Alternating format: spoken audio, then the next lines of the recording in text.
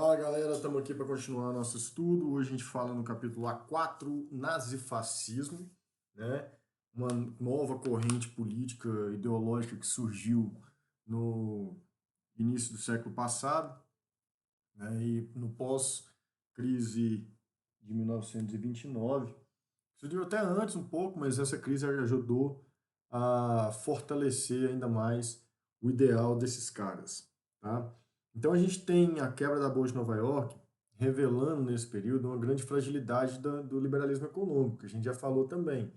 Então o liberalismo econômico é aquele lance de o Estado não poder intervir na economia de maneira alguma, o mercado é livre e tudo mais, e no final das contas deu ruim, né?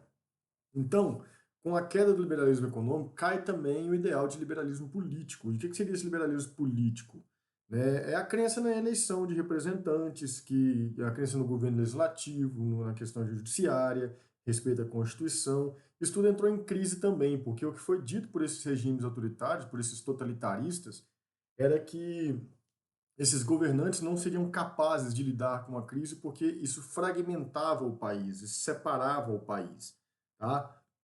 Para essas pessoas aí, as disputas partidárias no parlamento, né, elas acabavam enfraquecendo, dividindo o país política e economicamente, e isso faria com que a nação se enfraquecesse, certo? Então, vejam bem, anti-parlamento, anti-judiciário e defensor de um Estado forte e com um líder supremo, vamos falar assim, ok? Então, assim, o nazismo e o fascismo, eles têm várias diferenças, tá?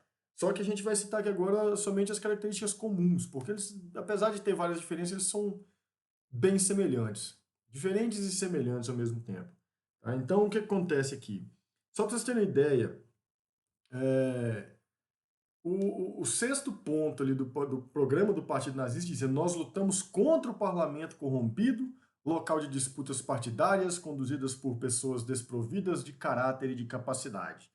Né? Então, é basicamente você pegar a culpa da desonestidade do cara e colocar na instituição, certo? Então, galera, existiam várias semelhanças entre esses partidos aí. A gente vai ter o surgimento de partidos autoritários, né, extremistas em vários pontos do mundo, tá? Mas a gente hoje foca na questão europeia. Na Itália, a gente tem o Benito Mussolini, que é esse carinha que está aí com, com um chapéuzinho militar e tudo. A gente tem o Hitler, que tem esse bigode super sexy que vocês estão vendo aí. Né? Na Espanha, a gente tem o general Franco, que é bem cover do Hitler, parece, né? E também em Portugal, o Salazar. Então, esses quatro caras tomaram seus países e ali implantaram regimes autoritários, ok? Regimes de extremo nacionalismo. Bom, quais são as características comuns do nazismo e do fascismo, ou do que a gente chama nazifascismo? Tá? A gente tem como principal característica comum o anticomunismo. Então, para essa galera, o comunismo ele representaria a luta de classes, né? A divisão do povo em classes, fazendo com que essas classes continuassem sempre brigando entre si. E isso afetaria diretamente a unidade do Estado.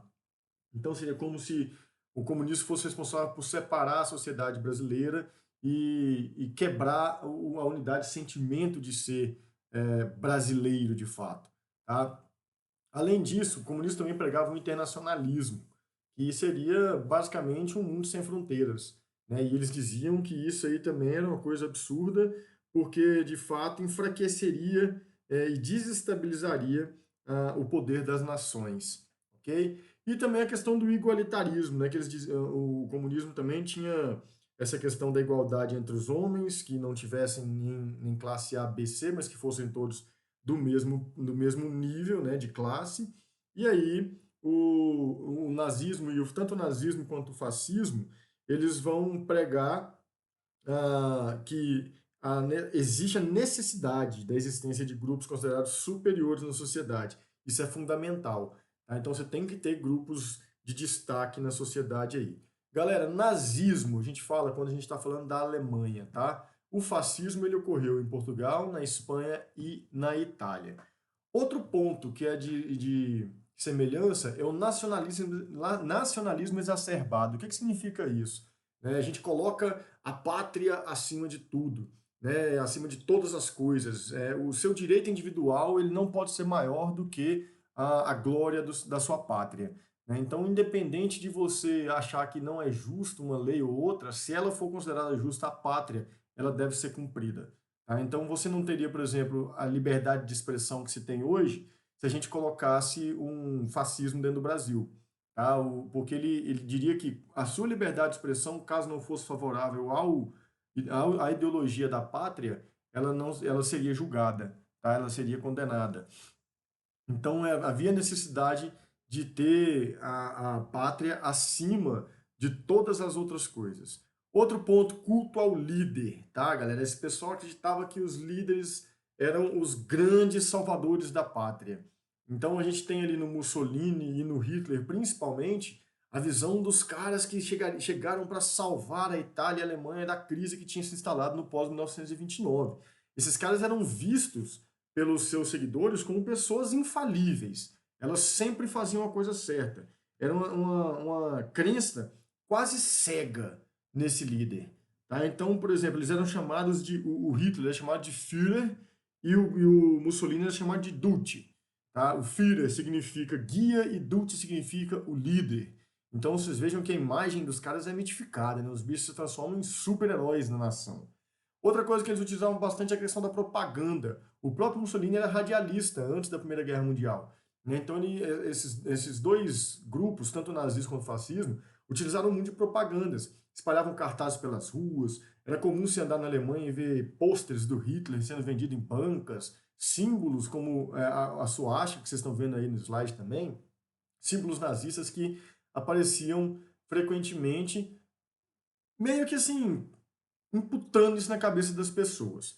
Defendiam um partido único, pois dizia que o pluripartidarismo ele acabaria dividindo a sociedade ao meio e que isso não seria benéfico para essa sociedade.